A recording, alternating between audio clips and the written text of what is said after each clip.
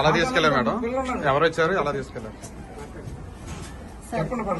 నేను మా principal madam గారు లీవ్ లో ఉన్నారు సార్. నేను ఈ 4 days కి ఇన్ఛార్జ్ గా ఉన్నాను. నేను కూడా స్కూల్లోనే ఉన్నాను సార్.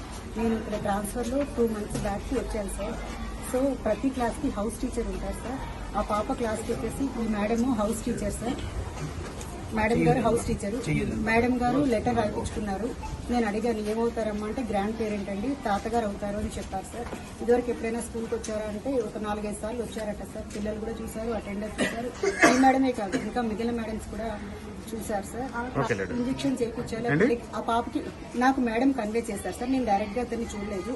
మేడం వచ్చి లెటర్ తీసుకొచ్చి చెప్పారు సార్, ఆ పాపకి బ్లడ్ ఇన్ఫెక్షన్ ఉంది మేడం, సో పర్మిషన్ ఇస్తున్నాను 1 hour ఇంజెక్షన్ చేయించుకుని తీసుకొస్తారట మేడం. అంటే అతను మీకు తెలుసమ్మా అంటే ఎప్పుడు అతనే వస్తారంటే ఆ పాపకి తండ్రి లేడు, తల్లి ఒకటే ఉంది కాబట్టి తాతగారు వస్తారు. నేను చూసాను అంటేనే ఇదివరకు కూడా చూస్తున్నారు. ఎప్పుడు ఏ టైం తీసుకెళ్లాడు, ఏ రోజు 11 కి తీసుకెళ్లారు సార్. 2 o'clock కి ఎట్లా తీసుకొచ్చారు సార్.